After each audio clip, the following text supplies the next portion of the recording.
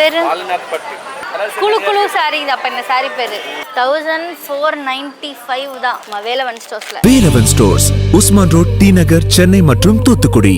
தமிழராட்சி பார்த்துட்டு இருக்க எல்லாருக்குமே வணக்கம். நேற்று மரியா வில்சன் அவர்கள் தமிழில் பேச வரல அப்படின்னு சொன்னதுக்கு ரொம்பவே கடுப்பாகி, அன்பு அமைதியை போதிக்கிறது வந்து தமிழ் மொழி கிடையாது, அது வந்து எனக்கு கிறிஸ்துவ மதம் பைபிள் தான் போதிச்சுது அப்படின்ற மாதிரியான விஷயங்களை சொல்லியிருக்காரு. இந்த ஆணவ பேச்சு வந்து ரொம்பவே எல்லாரையுமே கடுப்பேற்றிருக்கு அப்படின்னு சொல்லலாம். முக்கியமா உலகுக்கு மானிடத்தையும் கருணையும் போதித்த பேரன்பின் தாய்மொழி தமிழ் அந்த உயிர் மொழியினை அன்பை போதிக்கவில்லை என கூறி அமைச்சர் மரியா வில்சன் அவமதிப்பு செய்வதா அப்படின்னு சொல்லிட்டு சீமான் அவர்கள் செம கடுப்பா இருக்காரு அப்படின்றது ஒன்று இருக்கு. உடனடியா மன்னிப்பு கேட்கணும், அவர் மன்னிப்பு கேட்டே ஆகணும் அப்படின்ற விஷயத்தையுமே சொல்லியிருக்காரு சீமான் அவர்கள் அப்படின்றது ஒன்று இருக்கு. நீங்கள் கிறிஸ்துவராக பிறந்திருக்கலாம், பைபிள் உங்களுக்கு அன்பை போதித்திருக்கலாம், அதை சொல்வது உங்கள் உரிமை, உங்கள் உணர்வு, அதை நாங்கள் மதிக்கிறோம். நீங்கள் சார்ந்துள்ள மதம் அன்பை போதிக்கிறது என்று சொல்ல உங்களுக்கு முழு உரிமை உண்டு. ஆனால் எங்கள் அன்னை தமிழை அன்பை போதிக்காது, பெற முடியாது என சொல்ல நீங்கள் யார்? உடன் பிறந்த தம்பி குடும்பத்தை உருட்டுக்கட்டையால் தாக்கி உங்கள் அன்பையும் இரக்கத்தையும் உலகமே கண்டதே